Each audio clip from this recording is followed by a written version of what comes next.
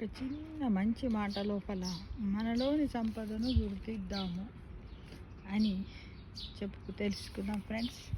మనలోని సంపద ఏముంది అంటారు చాలామంది. సంపద అనగానే అందరూ ఏమనుకుంటారు? డబ్బు, పైసలు, ధనం, సుఖం, సంతోషం, కార్లలో తిరగడం, ఫ్లైట్లో తిరగడం, ఆనందంగా తినడం, ఇష్టం వచ్చినట్లు ఇలా అనుకుంటారు ఫ్రెండ్స్. అది ఎంతవరకు శాశ్వతము, అది అవసరమా మనకు అనే విషయాన్ని మనము చేసుకొని చూసినట్టయితే అది ఎంతవరకు కరెక్టు అనే విషయాన్ని మనము మనన చేసుకున్నట్టయితే, ఇప్పుడు ఒక మోటార్ సైకిల్ ఉంది, దీనికి చూడండి. దీన్ని చూస్తే ఎవరో కనిపెట్టారు, ఎన్నో రకాలైనటువంటి సాఫ్ట్వేర్లు వస్తున్నాయి. దీంట్లో ఉన్న ప్రతి పార్ట్ ఏ విధంగా అయితే ఒక్కొక్క పంచం, మన శరీరంలో ఉన్న అవయవాలు కూడా అంతే కదా ఫ్రెండ్స్. అలానే ఒక సరళమైన విషయం ఏంటిదంటే, మనందరము కూడా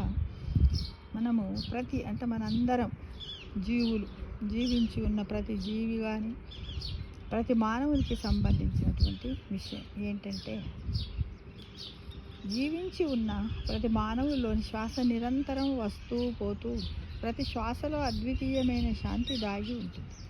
ఇది ఎంతో ఆశ్చర్యకరం, అవునంటారా కాదంటారా? అలాగే ప్రతి శ్వాసలో భగవంతుడి అనుగ్రహం కూడా దాగి ఉంటుంది. ఇది అన్నింటికి మించినటువంటి విశేషం ఫ్రెండ్స్.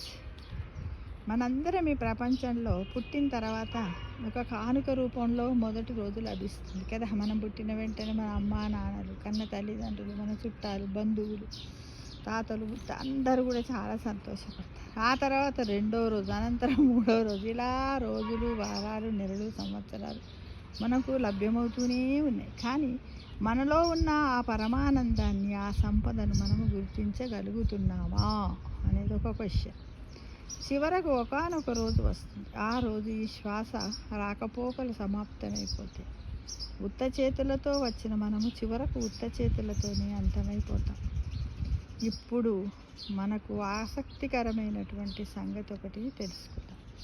మీలో అంతర్గతంగా ఉన్నదాన్ని అర్థం చేసుకొని ఆ పరమానందానుభూతిని స్వయంగా పొందితే ఉత్త చేతులతో జన్మించినప్పటికీ ఉత్త చేతులతో తిరిగి వెళ్ళరు అనేది నిజంగా సత్యం. అది సత్యం, అందరం నమ్మాలి.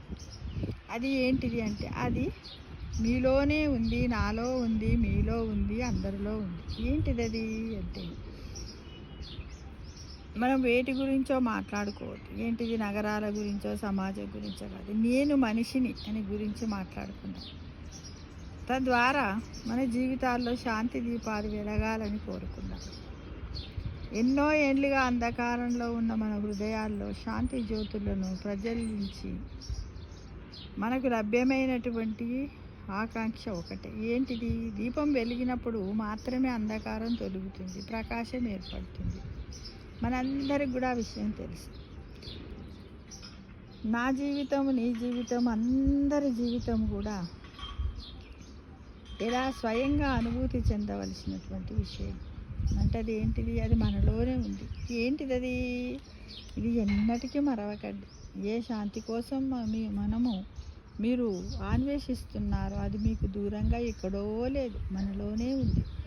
మీరు జీవించి ఉన్నంతకాలం మీలోనే ఉంటుంది అని యావత్తు ప్రపంచం పర్యటించి 10 మందికి తెలియజేస్తూ ఉంటాం. మనం ప్రభుత్వ అద్భుతాలను చూడాలనే కుతూహలం చాలామందికి ఉంటుంది.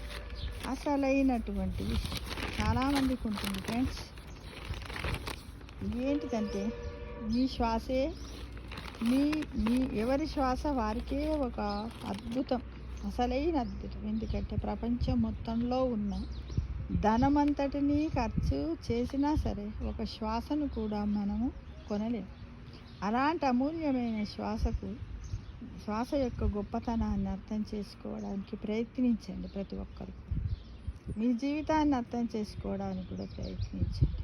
ఈనాడు మనం ప్రాణాలతో ఉన్నామంటే లోపలి గాలి శ్వాస వస్తూ పోతూ ఉండటమే. శ్వాస కన్నా విలువైనది ఈ సమస్త విశ్వం లోపల మరొకటి లేదని ధనికులకైనా, పేదలకైనా, చదువుకున్న వారికైనా, చదువు రాని వారికైనా, ఎవరైనా సరే వారి జీవితం శ్వాసతోటే ముడిపడి ఉంటుంది. కాబట్టి శ్వాస మీద ధ్యాస అంటే డైలీ ధ్యానం చేయండి, మెడిటేషన్ చేయండి. ఎవరి ఏజ్ ఎంత ఉంటే ఎన్ని సంవత్సరాలు, ఫర్ ఎగ్జాంపుల్ 50 సంవత్సరాలంటే 50 నిమిషాలు మెడిటేషన్ చెయ్యండి. కళ్ళు మూసుకొని ఏమీ లేదు చేసేది, శ్వాస మీద ధ్యాస.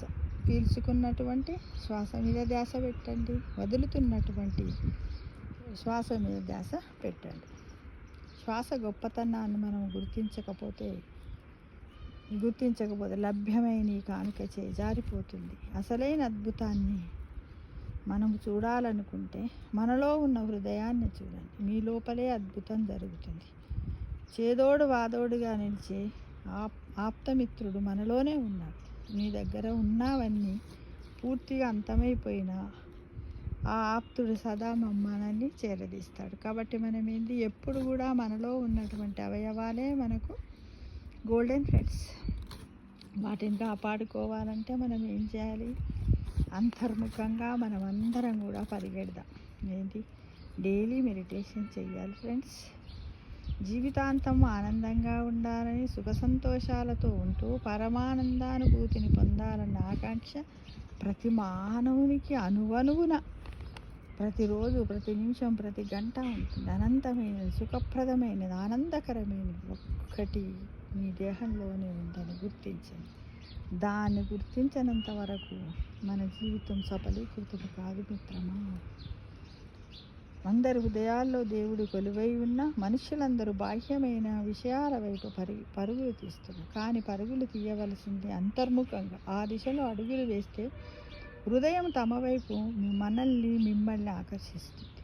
మరి హృదయ దాహం ఎలా తీరుతుంది? దానికి మార్గం ఏమిటి? భగవంతుడు మీ లోపలే ఎదురు చూస్తున్నాడు. ఆయనకు మోకరిల్లి ఆయనకు శుశ్రూష చేసినట్లయితే మీ జీవితంలో కూడా సుఖశాంతులు వెళ్ళి విరుస్తాయి. ఈ విషయాన్ని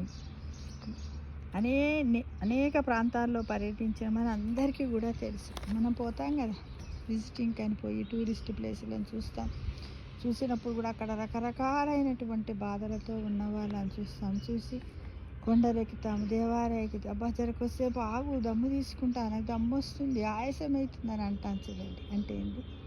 అదే శ్వాస మీద ధ్యాస. ఈ శ్వాస అంటే మనలో ఎంత గొప్ప సంపద ఉంది. ఎన్ని వేల రూపాయలు పెట్టినప్పటికీ కూడా మనలో ఉన్న శ్వాసను ఆర్టిఫిషియల్గానే కొనుక్కుంటాం తప్ప, మనలో కొంచెం శ్వాస ఉంటేనే ఆర్టిఫిషియల్ ఈ ఆక్సిజన్ సిలిండర్లు కానీ ఇవి కానీ పనిచేస్తాయి. అవే లేనప్పుడు ఏది పనిచేయదు మిత్రమా. కాబట్టి మనం ఎవ్రీడే మెడిటేషన్ చేయండి. ఆరోగ్యాన్ని సాధ్యమైనంత వరకు చక్కగా ఉంచుకుందాం. మనకు భగవంతుడు ఇచ్చినటువంటి ఈ అవయవాలన్నింటిని కూడా తుప్పు పట్టకుండా మనకి ఎంత బాగా ఇచ్చాడు కదా. మనకి ఇచ్చినప్పుడు అన్నీ చక్కగా ఇచ్చాడు కదా. వాటిని అన్నింటిని కూడా మళ్ళీ మనం ఖరాబు కాకుండా అప్పచెప్పి కృతజ్ఞతను తీర్చుకుందాం. కానీ కృతజ్ఞులుగా మాత్రం మిగిలిపోవద్దని ఈ వీడియో చూసిన ప్రతి ఒక్కరిని కోరుతున్నాను మిత్రమా. చెయ్యని వాళ్ళు ఎవరైనా ఉంటే ఈ రోజు నుంటే మెడిటేషన్ చేయడం ప్రారంభించండి. ఈ సంపద మనలోనే ఉందని గుర్తించండి. ఆనందంగా జీవించండి. మీ చుట్టూ ఉన్న 10 మందికి చెప్పండి. ఆ 10 మందిని ఇంకో 10 మందికి చెప్పమనండి. ఈ విధంగా మనమే రక్షించుకుందాము. అవునంటారా కాదంటారా కామెంట్ బాక్స్లో పెట్టండి. సర్వే జన సుఖినో భవంతు.